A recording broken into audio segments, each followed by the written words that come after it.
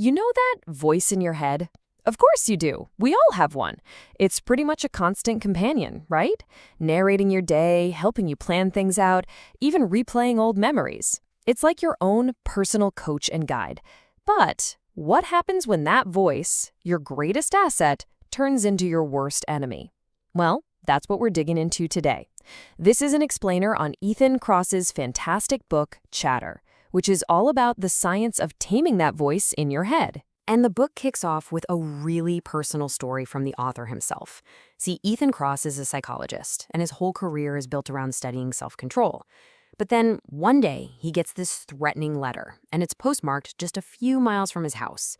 And just like that, he's sent into this total spiral of fear.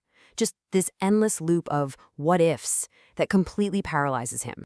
And that right there is the big question, isn't it?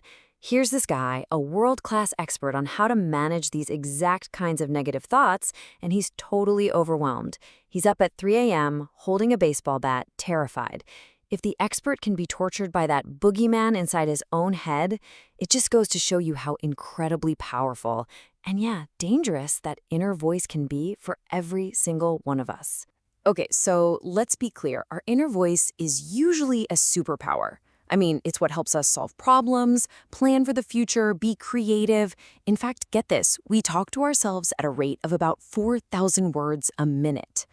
But when that amazing tool gets jammed, stuck in some negative loop, it turns into something else.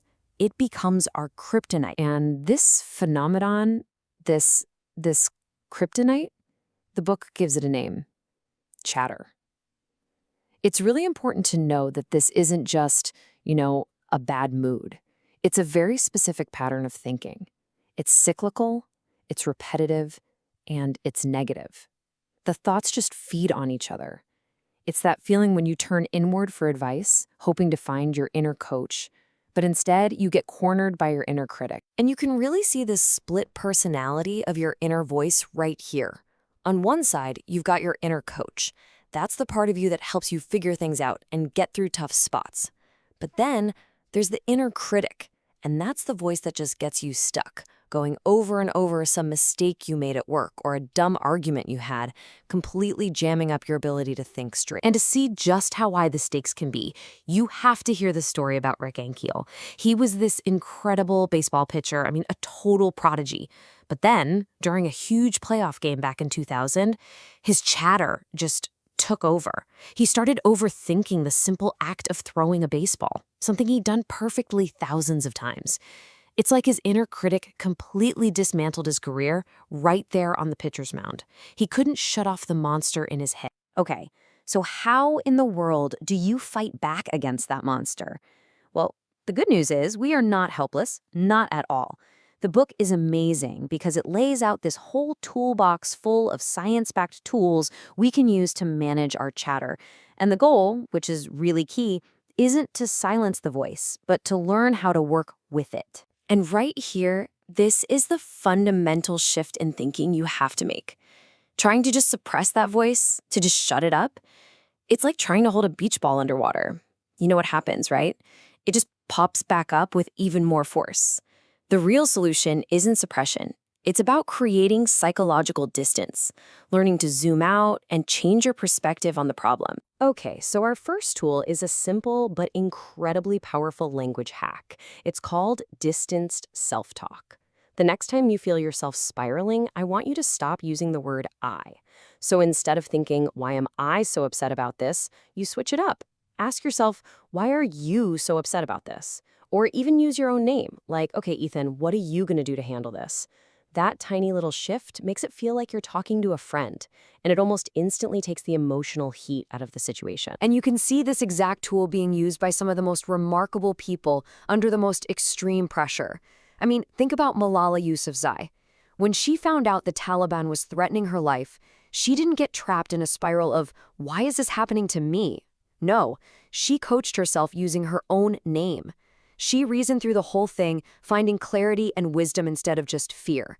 It's a technique that gives you perspective right when you need it the most. And there are other great ways to create this mental distance too. You can try what Kross calls mental time travel. It's simple. Just ask yourself, how am I going to feel about this in a month? or a year, or 10 years. And a lot of the time you realize you probably won't even remember it, which instantly shrinks the problem. You can also try being a fly on the wall, viewing your situation like an outsider. Or you can journal about it.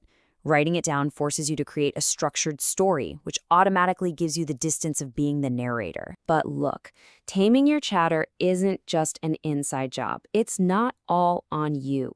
We can actually use tools that exist outside our own minds by leveraging our relationships with other people and even our physical environment. Now, when we reach out to other people for help, we have to be careful of a trap called co-rumination. You know what this is. It's when you're venting and your friend just keeps agreeing with you. Oh yeah, that's terrible. You're so right to be upset. It feels kind of good in the moment, right? But what you're really doing is just throwing more fuel on the chatter fire. The best kind of support starts with empathy, for sure, but then it helps you broaden your perspective and actually solve the problem. And speaking of the outside world, our environment has a pretty shocking impact on our inner voice. Get ready for this statistic. One study found that having just 10 more trees on your city block can improve how healthy you feel on a scale that's comparable to getting a $10,000 raise. $10,000! How's that possible? Well, it turns out that being exposed to nature, even just seeing a few trees, helps restore our brain's ability to focus and gives us the mental breathing room we need to calm our chatter. Another way to use your environment is by creating order. Just think about the tennis superstar Rafael Nadal and his famous on-court rituals. You know how he lines up his water bottles so precisely with all the labels facing the exact same way? He's been asked about this, and he says it's how he quiets the voices in his head. It's a brilliant insight. When your mind feels totally chaotic, imposing even a little bit of simple order on the world around you can give you back a powerful sense of control. All right, so when you start combining all these different strategies, the tools you use inside your own mind and the tools you find in the world around you, we get to the real heart of the matter: how to actually harness that inner voice. And this really brings us to the most important takeaway of the whole thing. That voice in your head, it is not a design flaw that you need to get rid of. It is a fundamental feature of being human. It's the very thing that helps us navigate our complicated lives. So the goal is never to shut it down. The goal is to learn how to steer the conversation. It's about turning the volume down on that inner critic and turning the volume way up on your inner coach. And that's what this is all about. You now have a whole toolbox to help you do just that. You've got mental tools like distance self-talk and time travel. You've got social tools like building a board of advisors who give you real balanced support. And you've got environmental tools like finding a bit of nature or using rituals to create order when you feel chaotic. Because ultimately, that conversation happening in your head, it's yours to direct. It can be your harshest critic, or it can be your wisest coach. It can be a force for destruction, or it can be an incredible source of resilience and creativity. Learning how to steer that conversation is what this is all about. So the only question left is, how are you going to choose to use your superpower?